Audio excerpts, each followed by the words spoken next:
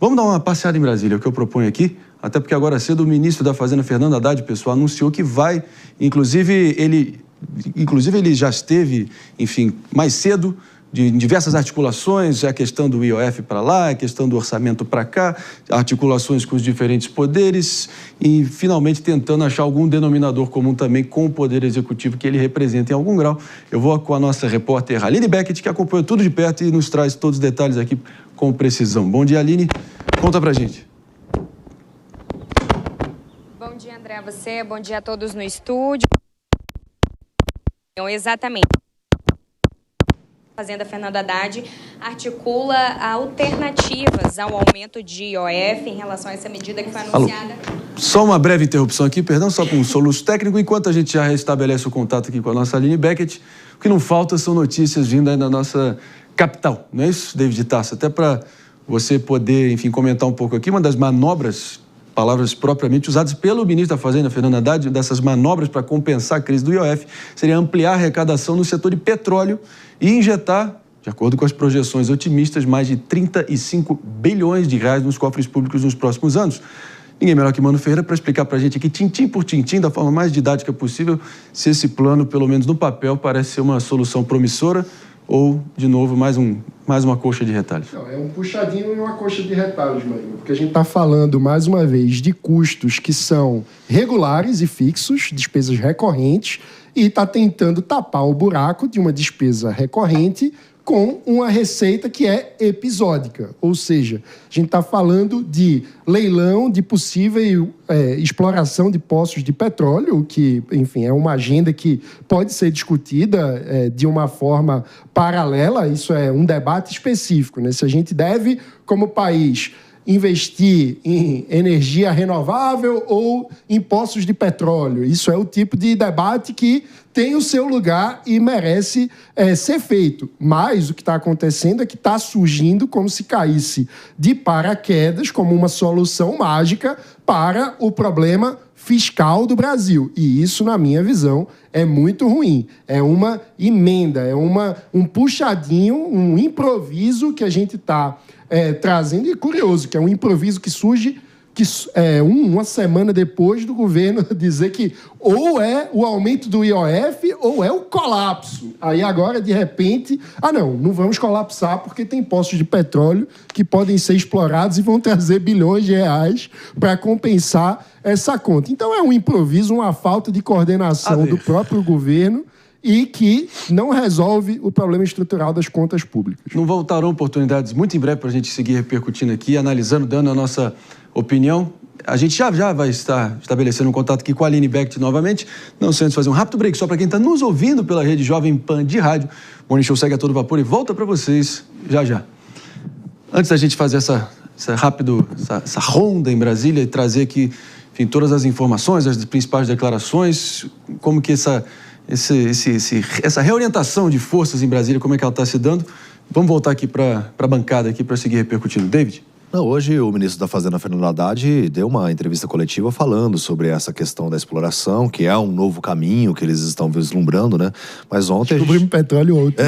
Exatamente. Descobrimos o petróleo hoje. Parece que eu lembro desse assunto em 2002. Você lembra? Lembra com a mão toda cheia de graxa? Lembra? Aqui a mão toda cheia de graxa. Né? Ia salvar o Brasil, né? Exatamente. E aí a gente vê o contexto, né? Falando... trazendo falas de ontem também, quando ele foi perguntado sobre a reforma administrativa, de que se trata de um fetiche da reforma administrativa, porque não necessariamente ela vai cortar gastos, enquanto a gente vê uma orgia com o nosso dinheiro, né? Então é um absurdo isso. Mas você sabe o que eu não me conformo? É a falta de harmonia e de organização da comunicação do governo como um todo. Porque, veja, essa questão do IOF, será que ninguém dentro do governo falou assim, será mesmo que a gente precisa disso? Será que a gente não pode buscar o plano robusto antes de anunciar para a população, num momento em que a nossa aprovação já é a mais baixa desde que o governo começou? Será que eu vou trazer um anúncio de mais um aumento de tributo para depois eu ter que pensar se for ruim a reação das pessoas, como eu posso trazer uma alternativa menos danosa para o contribuinte final? O que me incomoda é que isso é jogado para a população que já não aguenta mais, que já está de saco cheio, com o perdão da expressão, e aí só depois disso que vão ser pensadas alternativas. E aí, veja bem, essas alternativas, curiosamente, aí agora o Mano ele vai concordar comigo, são sempre voltadas para uma maior arrecadação. Exato. Sendo que a redução do custo do aparelho estatal é chamada de fetiche, quando isso deveria ser o básico e era o mais fácil de fazer. E aí, Manon? E aí, na verdade, vamos com a Jéssica Peixoto? Podemos já ouvir a sua contribuição também?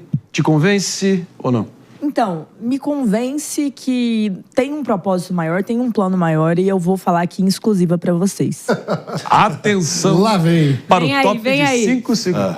André, na verdade, o ministro Haddad, ele tem um plano de valorizar a gestão de crise no Brasil. Olha só. Eu trabalho com gestão de crise e eu tenho uma gratidão enorme, porque profissionais como ele nos permitem realmente fazer trabalhos maravilhosos e nunca ficarmos sem ter o que fazer. Uma inspiração. É uma inspiração, é muito importante, porque ele gosta da crise. Porque a única explicação para a gestão dele é uma paixão por crise.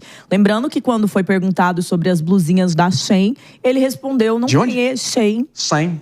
Não conheço, eu compro livros na Amazon todos os dias. Então, assim, ele gosta das crises, gente. Me perdoem a brincadeira, mas eles gostam. E tanto é que agora, informação de agora, o Haddad saiu às pressas da reunião e voltou para o Ministério. E daqui a pouco temos ali a coletiva do presidente Lula, que foi uma coletiva aí convocada. Vamos ver o que vai acontecer. Mas o que mais me incomoda na situação do IOF? A hipocrisia do discurso versus das ações. Por quê? Porque quando a gente olha para o IOF, ele também tabela muitas vezes o custo do crédito. Está intimamente ligado na disponibilidade de crédito. E uma das maiores críticas ao Roberto Campos Neto era o qual? O Campos Neto tá... Vocês viram o PP fazer isso várias vezes. Tá deixando o crédito mais caro. E o pequeno empreendedor. E o PT se usou bastante dessa argumentação e dessa narrativa. No entanto, eles tomam uma medida que faz o quê? Aumenta o preço, o custo do crédito, diminui o crédito e deixa o crédito disponível mais para as empresas que têm condição de irem no mercado financeiro se autofinanciarem do que para as empresas pequenas e médias. Então, são vários fatores que me fazem achar que a Haddad acordou num dia e falou: aumenta esse IOF, vamos fazer arrecadatório agora. E isso é a solução. Ou seja, um plano sem estratégia nenhuma. Meus amigos, inclusive no momento que a gente está de volta também para quem está nos ouvindo pela rede Jovem Pan de Rádio, o tema da vez, as manobras alucinadas, radicais, duplos twists escarpados, argumentativos e retóricos e econômicos para a equipe econômica do Ministério da Fazenda de Fernando Haddad tentar trazer alguma solução. Sai ali a tentativa de cobrar um IOF mais caro no seu cartão, entra ali uma mordida no barril da Petrobras. Será que é isso que a gente está adiante? Vamos entender exatamente com a nossa repórter Aline Beckett, que vai trazer aqui os detalhes do que o ministro Haddad, ministro da Fazenda, se referiu como um plano robusto para contornar a crise do IOF. E aí, qual é a repercussão que tem rolado por aí? Aline Beckett acompanhou tudo no detalhe, está aí de perto desde cedo e vai trazendo todos os detalhes. Bom dia a vocês aí no estúdio.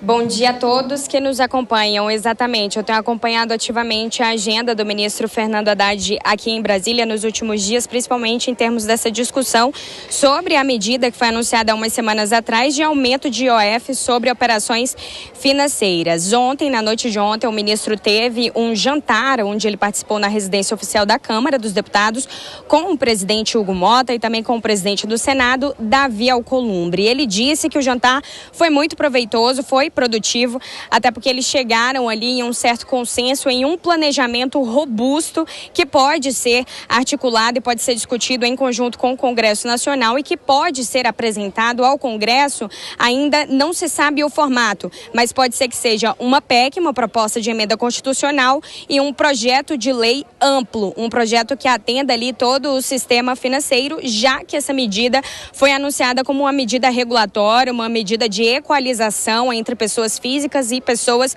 jurídicas em termos de aumento da alíquota de IOF no cartão de crédito. Então, o ministro agora aguarda uma reunião com o presidente Lula, aguarda a sinalização do presidente Lula para que essa reunião aconteça na parte da tarde, após o almoço, já que hoje o presidente viaja à França. Então, precisa ser finalizada essas tratativas agora à tarde para que se tenha, então, um anúncio por parte do governo federal em relação à alternativa que foi encontrada agendada para essa discussão e a apresentação ao Congresso Nacional. Congresso Nacional este que acabou dando um prazo de 10 dias para que o governo apresentasse novas medidas em relação ao congelamento que foi feito e a medida agora de compensação, até porque muitos parlamentares e até o presidente da Câmara dos Deputados acabou se manifestando por conta exatamente ali dessa medida, elas não ser uma medida arrecadatória, e sim uma medida regulatória de equalização. Então, havia ali uma contradição nesse anúncio por parte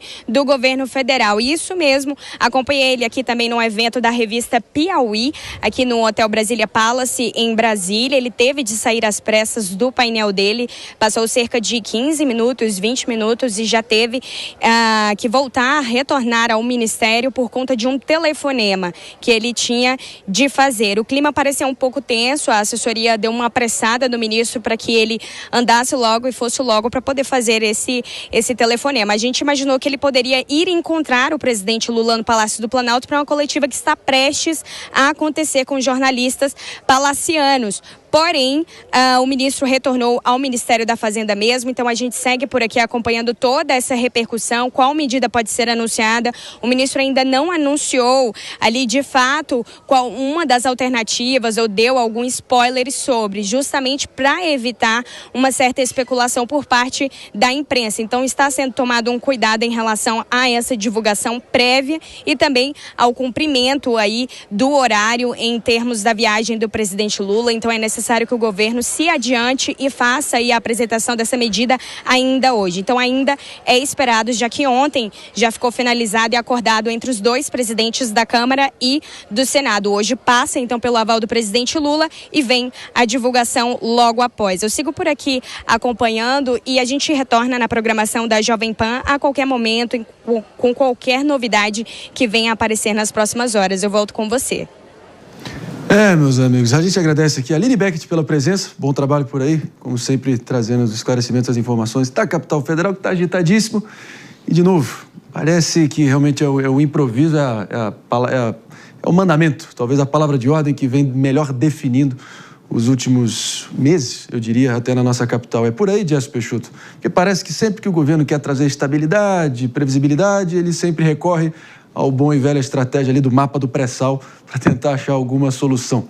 E não sei, eu acho que mais uma vez é o que está tudo indicando, né? Não, tá indicando e o painel dele teve falas que comprovam isso, né?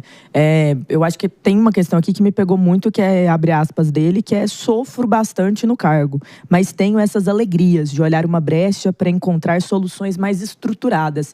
Essa frase... Temos um violino aí, Boris? Temos um violino para um violino aqui? Temos um violino? Essa é a nata da nata. Por quê? Porque a gente tem um sofro bastante no cargo. Beleza, ministro da Fazenda, assim, ninguém achou que ia ser fácil, nunca foi. Eu não duvido mas aqui tem um ponto que é: o IOF foi uma solução de 2 semanas, não pensada, não imaginada, em melhor cenário, tá? Vamos voltar no tempo e ser tudo igual era antes. E o custo para os bancos de operacionalizar isso, e o custo para as pessoas que viveram uma legislação de 1 semana e meia e que tiveram gastos com isso e que tiveram problemas com isso, isso não volta. Então, ministro Haddad, sofro bastante no cargo, mas isso me permite reformas estruturais. Ele está procurando reformas estruturais. Ele vai desenhar um plano agora, mais de 2 anos depois, a solução dele virá.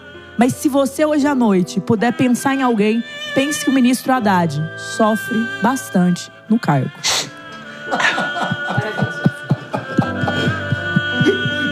Difícil até dar sequência ao programa, né? Tá bom, Boris, tá bom. Senão vai começar a choradeira aqui, mais do que já tá começando. Enfim, lágrimas à parte, a Aninha Beatriz disse. Não, ela falou... É o sofrimento, claro que é. Pensei no ministro Haddad à noite. Amigo. Daí eu falei, coitada da dona Ana, a mulher do ministro Haddad. Pois é. De violão tocando Blackbird dos Beatles, ficaram pra trás. Não, mas você vê Blackbird voou, né? O Blackbird. Vamos lá. Bola no chão aqui. Bola no chão. O sofrimento, ele ele dá pra ver na cara do ministro Haddad que o crescimento só vem com a dor, né? Mas é uma coisa impressionante. Mais uma vez, parece... Sabe quando você fala uma coisa, depois você pensa, não devia ter falado? Só que é no caráter governamental. O cara é ministro da Fazenda. Ele tem que pensar antes de falar. Ou pelo menos mais do que nós, pelo menos, né? Ele tem que pensar um pouquinho antes de falar. Porque as falas, as ações, as propostas, elas geram consequências na economia. Lembra no final do ano passado, quando a gente teve aquele aumento absurdo do dólar por conta de falas do governo sobre a situação econômica, e onde já se viu que era tudo um exagero? Poxa, a gente viu na prática como este tipo de fala e este tipo de comportamento geram consequências que a gente não consegue simplesmente absorver no curto prazo. Mais uma vez, a gente está diante de uma situação em que é colocada na mesa uma proposta que, enfim, não tem pé nem cabeça, pelo menos ao meu ver, de mais uma vez criar novas taxas, novos pagamentos para o consumidor. E aí, agora a gente vai pensar num plano sem realizar o tanto que isso abala a economia. Sem realizar o tanto que isso prejudica não só a economia, mas a própria imagem já tão desgastada do governo. Então, a serenata aqui da Jess, toda essa melancolia, gente, ela seria facilmente resolvida com um pouquinho de mão na consciência antes de sair por aí fazendo coletivo e divulgando ações que não têm cabimento. É o governo tentando cobrir o rombo com graxa de petroleira, né, Mano Ferreira? Resgatando, enfim, essas soluções, aí, esses malabarismos fiscais de um passado nem tão distante, mas queria te acionar aqui só para a gente ter clareza. Seria uma tributação nas petroleiras privadas e também nas exportações da Petrobras. Teve até um imposto temporário sobre essas exportações que incidiu ano passado. O próprio Lula disse em algum momento em 2022 que isso causaria distorções. Seria exatamente isso que ele estaria ensaiando para arrecadar os pretendidos 35 bi nos próximos anos. É por aí. Os detalhes ainda vão ser oficialmente divulgados pelo governo se esse for o plano efetivamente levado à frente. Mas não seria exatamente uma tributação a mais, mas um direito à exploração. Né? Então seria um leilão mesmo para ter o direito à exploração de alguns poços de petróleo que estão para ser alguns explorados. Lugares são cogitados, né? Santos, Pelotas, algumas bacias que já existem. Pronto. Isso depois de 20 meses, né, sem nenhuma queda no preço da gasolina, no preço médio da gasolina, coisa que a gente viu.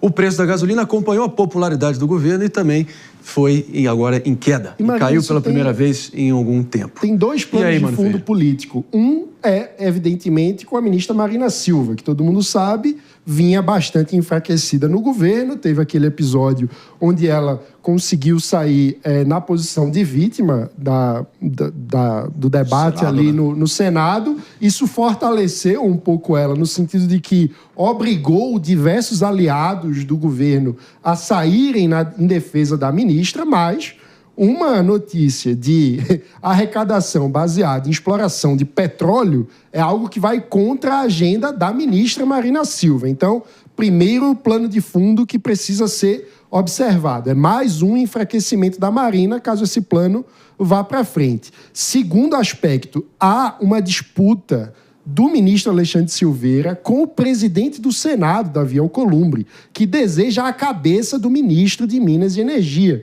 E isso é sabido por todos em Brasília. Quando o ministro de Minas e Energia surge dizendo, olha, sabe essa crise aí que o senhor está, presidente Lula? Eu tenho aqui a solução mágica para todos os seus problemas. É também uma forma dele de tentar sobreviver no cargo e se contrapor ao presidente do Senado, Davi Alcolumbre. Só que, ao mesmo tempo, se o Alcolumbre deseja ter o controle de todo o setor de energia no Brasil, e essa é a pretensão declarada do Davi Alcolumbre, e o Silveira consegue se fortalecer no cargo, o Alcolumbre fica mais longe dessa pretensão, é possível que isso tenha repercussões na condução do presidente do Senado a respeito de outros interesses do presidente Lula no Congresso, como, por exemplo, a instalação da CPMI do INSS. Ou seja, essa história tem um plano de fundo que pode ter desdobramentos políticos muito importantes para o futuro da relação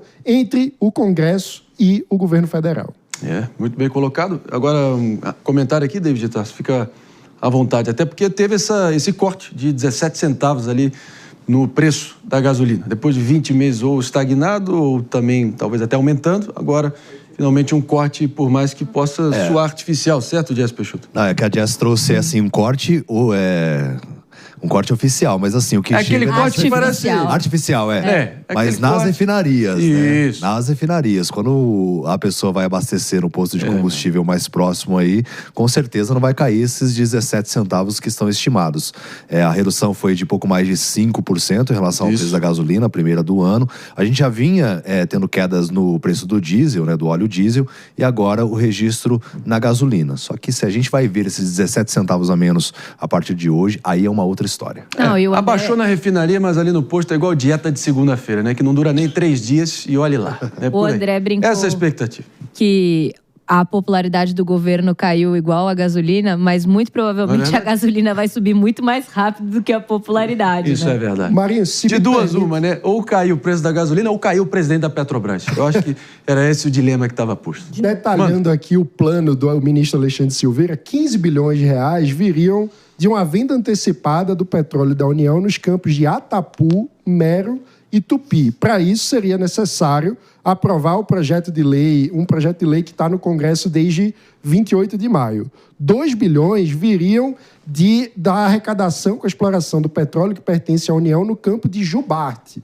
Boa. Para isso, também depende do aval da ANP, a Agência Nacional do Petróleo. Mas 2 bilhões viriam de um decreto que regula a participação especial sobre o campo de Tupi.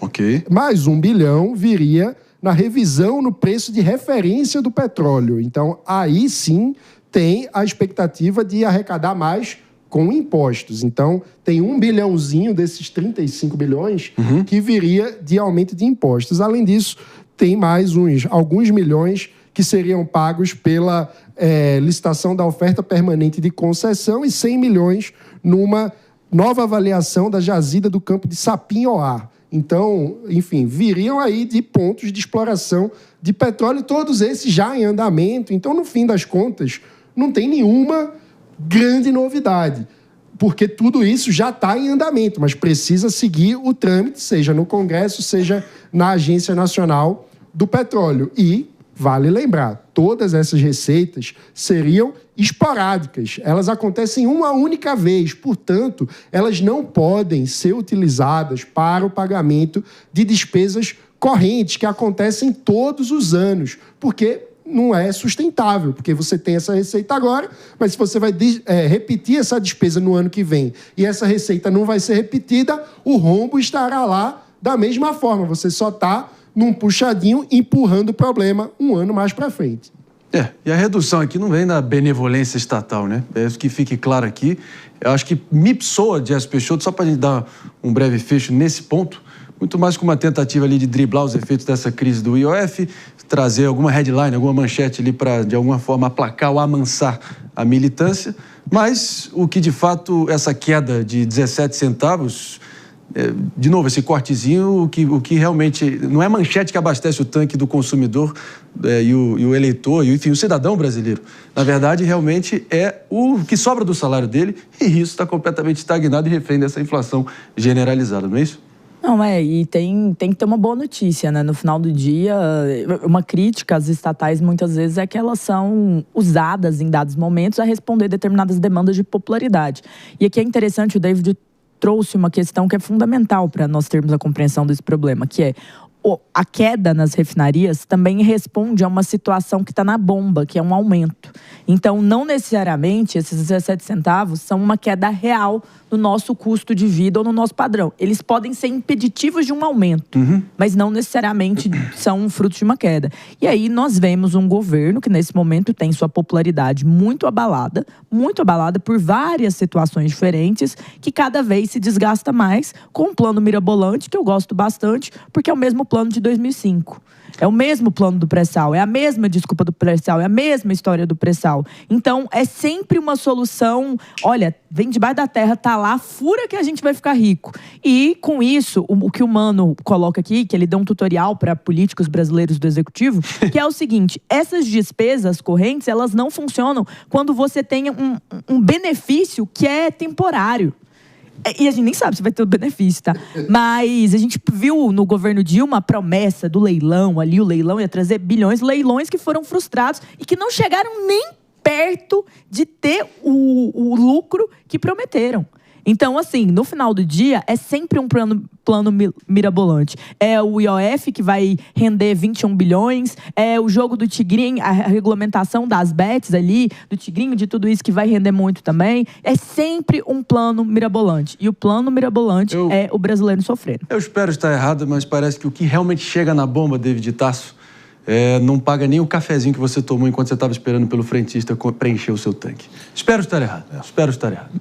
Não é isso? Capta o comentário aqui, um complemento? Não, sem dúvida, é porque os assuntos se casam, né? Justamente o preço da gasolina caiu porque também a exploração ela foi superior em relação a não só o Brasil, mas outros países também que compõem o bloco. Então, por conta dessa exploração, que teve também um desempenho melhor, está caindo o preço da gasolina. Não porque houve uma intervenção do governo, que fique bem claro isso.